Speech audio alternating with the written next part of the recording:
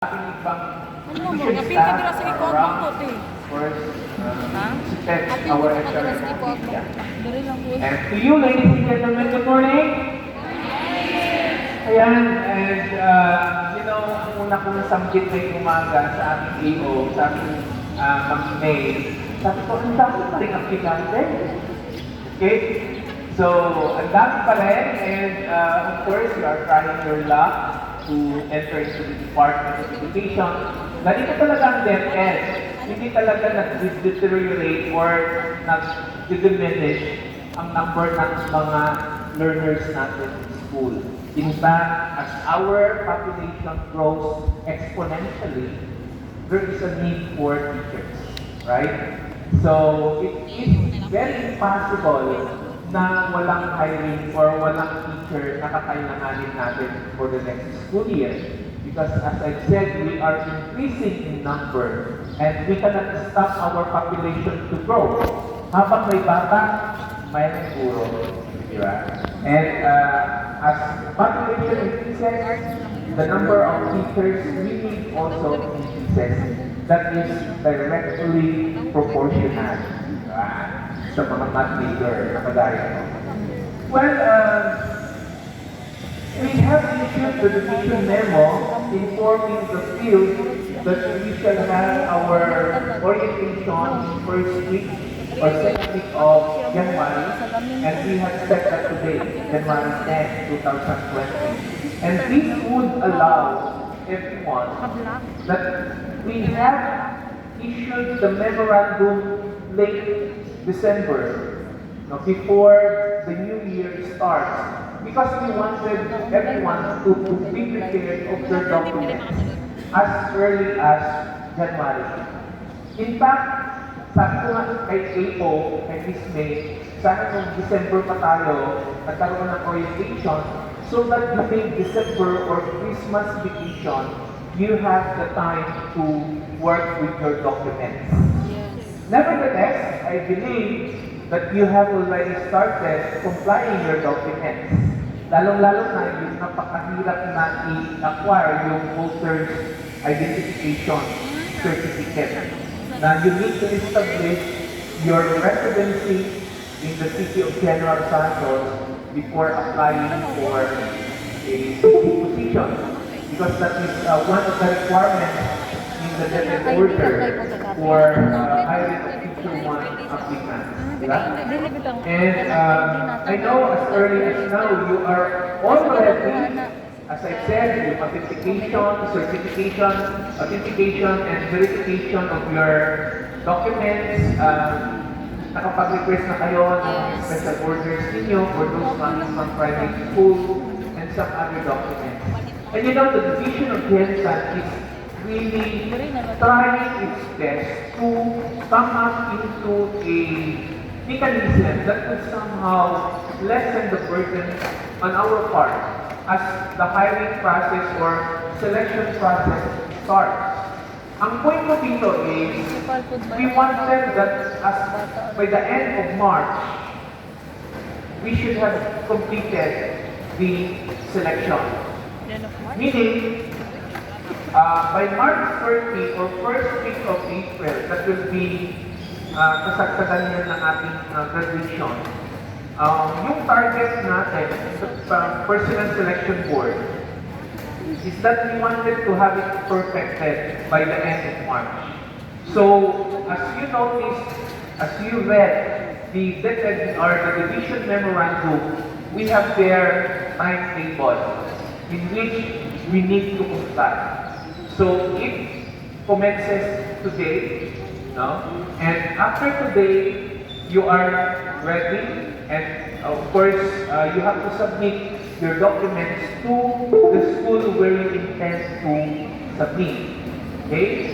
Why are we doing this? As I said, para maaga tayo na matapos, so that when there are items that are available, meaning when items will arrive, we will immediately publish that and do the hiring. So that as we start the new school year 2020-2021 in June, as early as May, nakapag-hire na tayo ng mga bagong teachers. Okay? That is the very purpose why in Gensan, napaka-advance po natin dito. In fact, yung result ng inyong English proficiency test ay nasa atin na. Wow! Nakapasa kaya ako. Pasado kayo lahat. What matters is the point. Okay? Kahit pa naman ang score mo doon is 20, we will get the percentage of that. Walang failure sa APT. Di ba?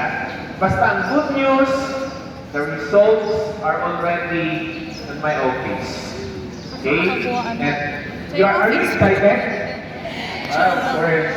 Diba? Huwag kayo pumunta sa aking opisina at kukuha ng resulta dahil yung result ninyo is for our own consumption at kami na yung maglalagay doon sa pangalan ninyo when the initial ranking reaches my office. The clear? We are also working into the possibility na magkakaroon ng special EPT because there are those applicants who failed to take the test. And right now, wala pa tayong schedule actually on the special EPT. But then again, as long as you have that high points when it comes to education, when it comes to demonstration teaching, when it comes to your portfolio, teaching experience, and some other criteria, kung makaabot kayo ng 70 without considering your APT result, you can still be hired. Bakit? Dahil naabot ninyo ang 70. Meron po tayong situation na ganyan. Hindi siya nakapag-take ng APT, pero mataas ang kanyang education, cum laude siya, and then ang kanyang experience, 10 years experience na siya, teaching experience. Of course, galing siya sa private. Diba? Galing siya sa private, so mataas. So, kahit hindi natin isali yung APT niya, nakaabot pa rin siya ng line of age. So, we included her in the RQA. Pero, naman kayo, most of you are new graduates, di ba? And ang iba, ang experience nasa maximum 5 years or 4 years. Ang iba nga, wala pang experience. So, you need to take the APT. Okay? Now, the division of Gensan is very much dynamic. And with dynamism, as I said, very serious when it comes to hiring our teachers, when it comes to really do the proper screening and selection of teacher applicants. That's why in Gensan, you can really say that the ranking is very competitive.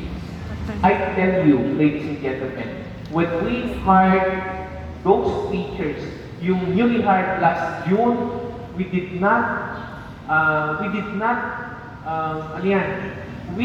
strictly follow on the number order, on the ranking.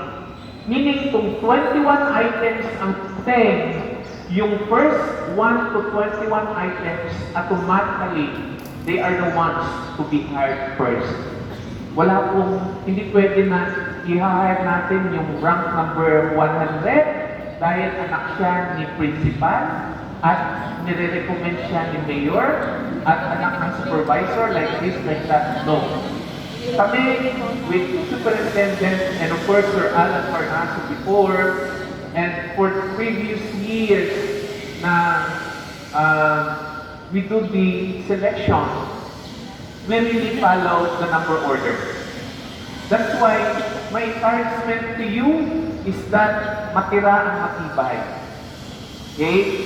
It is very competitive, the fact that we really play or base our hiring, our decisions in hiring on the ranking. Okay? That's why lahat ng mga nasa taas ay na-hire na. Okay? Kung napapansin niyo yung sa English na lang, yung sa secondary, at saka sa elementary, yung nasa baba na lang ang hindi na-hire. Okay?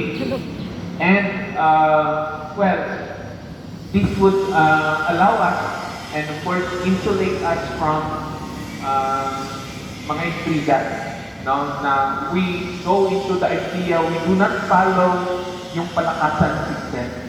Kasi even yung mga anak ng mga principal, mga pamangkin, yung lahat ng mga relatives ng nasa Deped, we did not hire them because they are at the lower rank. We are particular with the number order. Okay? So, my encouragement to you, ladies and gentlemen, is that today commences the hiring for Teacher 1 applicants. And as you submit yourselves for ranking, always have that idea that you must be positive. No? Do not think of something like, hindi ako ma-hire because napakababa yung puntos ko. Okay? Think positive. Do good in your demonstration teaching. Do good in your interview. Dahil somehow, itong demonstration at saka interview, may pagka-subjectivity niyan. No? Subjective, may pagka-subjective, I mean. Di ba?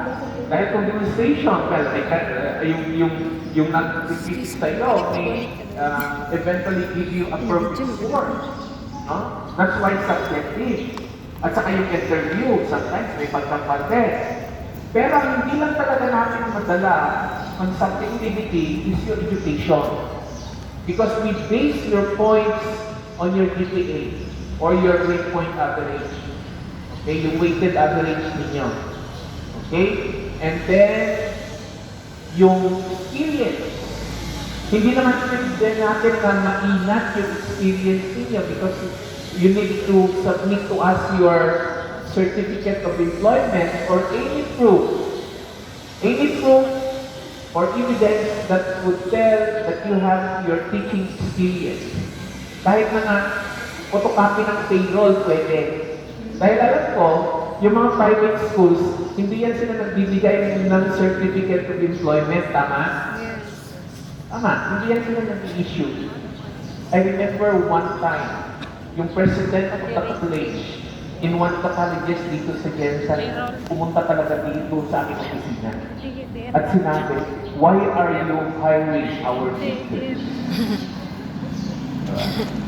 Na in fact, he did not issue a certificate of employment. Ang sabi ko, sir, sa Deped order, certificate of employment may or may not be presented as long as there is any other proof that would tell that the teacher has a teaching experience. Ano yung mga documents? You can submit your payroll, your payslip. Magkatabukingan na kung how much yung na-receive. Di ba? Pwede yan, kahit anong dokumento na nagpapatunay na meron kayong experience. Okay? Because we knew that some of our colleges, schools, do not issue certificate of employment. In fact, yung attendance niyo ngayon dito, hindi alam ng inyong mga principal na nandito kayo ngayon. Tama, Rachel? Natawa sila. Tama. Dahil iba, nag-absent sa school ngayong araw just to attend this orientation. Di ba? But do not worry. That is your right, ladies and gentlemen. Hindi naman kayo i-kick out kaagad ng school because you have attended the orientation. This is just an orientation. Di ba? And then sabi ko, Sir, as long as the teacher does not sign any new contract to your office for the next school year, that indicates that the teacher intends to get out from your school. Tama naman din. Dahil yung mga nasa private, hindi na sila nag-sign ng contract. Wala, Jude. Dahil, of course, ang napaka-importante kasi dyan, ladies and gentlemen, for private schools is as early as March or February. Alam na nila kung sino yung lalaki or mag-out. Tama ba? Sa mga private school teachers, of course, they are going to have that idea na magiging sigurista din. Because we wanted, even sa isang organization that as early as April or May, dapat meron tayong mga seminars or trainings for our teachers. Sinasabi ko ito, ladies and gentlemen, dahil ito yung mga situations or circumstances that along the way, mamimit ninyo as you submit yourselves for ranking. And let me remind you that as you submit yourselves in the ranking process, have the willingness and the determination to really finish the ranking process. Meaning, once you have submitted your folder, your documents to a certain school, you must be willing and determined that up to the last part of the ranking process, you have to comply. Ang daming stresses, I tell you. Ito na yung simula, napaka-stressful na journey ninyo sa Deped. When I say stressful, kaya somehow, nakakapos naman ng stress yung mag-demo teach ka, di ba? Yung haharap ka sa amin for an interview, my God, mangurog ang tanang mangurog. Stressful kaya yan, yung interview. Pero, I think do not get stress sa amin with AO. Okay. Kasi kami, we are teacher-friendly. Yan. Walang problema sa amin. Daw kami ni AO, kami naman yung tatlo kami nag-determine sa mga appointment ninyo. So, do not worry. Okay? Basta ang aking encouragement sa inyo, tapangan ninyo ang sarili ninyo. Yung tibay ng loob. Okay? Dahil kung ikaw yung talagang sensitibo, ikaw yung aplikante na walang talagang push or drive or determination na mag-undergo ng ranking, you will fail. Okay? Kaya nga, as we start or submit yourselves into the ranking process, you should have that tibay na loob. Walang hiya. Okay? Walang hiya. Dahil pataasan yun ng puntos di ba? Kung during interview or demo teaching, mahihayin ka mag-demo, ay nako, I tell you, ngayon hindi ka mahal. Ngayon pa lang, dahil mababa ang points mo. Dapat magpakitang gilas kayo. Diba? Sana kung alik-alik, alik-aligot, I tell you, that's one thing na dapat i-possess ninyo. Ang dami tayong mga top-notchers dito sa Gensan, but that is not a guarantee, ladies and gentlemen. I tell you. That's why, sabi ko nga, during the interview sa TV sa amin, so what can you say about a Gensan na has produced a lot of top-notchers? Or, well, sabi ko, well, it's good that in Gensan we have good teachers. But then again, we have the policy in Deped that it is not only topping the exam that matters. That is just one of the criteria. Diba? How about demo teaching? How about your portfolio? How about your interview? So do not get insecure with those who perform well in the licensure exam. Kasi isa lang yun ng mga criteria. Isa lang din ang criterion in the selection. And once you submit yourself into ranking, 0 base po ang lahat. Okay? Based on 0 tayo. It's not that you are somebody. No. Because we really look into the documents. Okay? So, ang purpose ng ating ating orientation ngayon ay para maipakayag namin sa inyo kung ano nga ba yung proseso, okay? At paano kayo nire-rate. Dahil pataasan ito ng punto sa I tell you, so that when the rank list will be out. Ito ang aking reminder sa inyo. Once na di-out na namin or in-issue na namin yung RQA, you are given 10 or 15 days. 15? You are given 15 days to appeal for your points.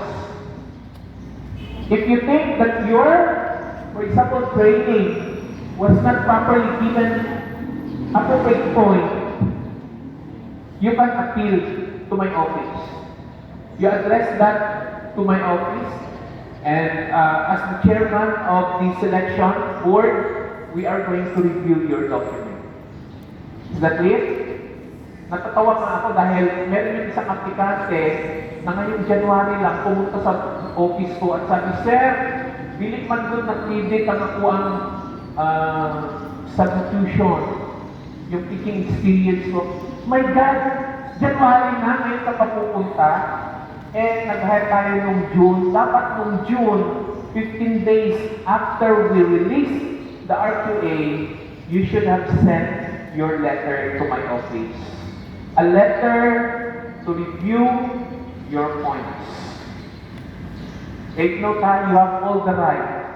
But once the 15-day duration has lapsed, hindi na kayo makakontest. Hindi na kayo makapag-contest.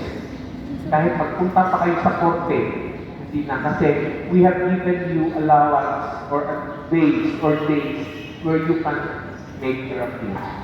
Okay? So, hi, my God. Congratulations for being here today. Ang iba naman dito is hindi naman mag-a-apply eh. Yung iba makikinig lang kung paano.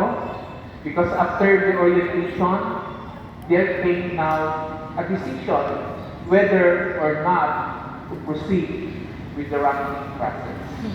What I need to emphasize, as I said, is tibay ng loob. Okay? Determination. Dahil kung gusto niyo talaga pupunta sa DepEd, if it is for you, it is for you.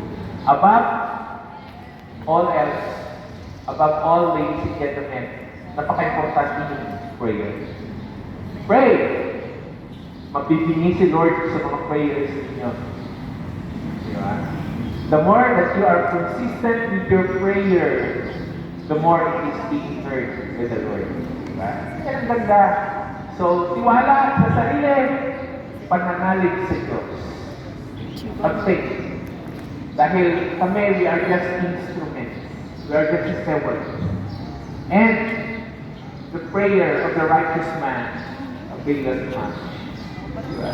And whatever your heart desires, God answers. Okay?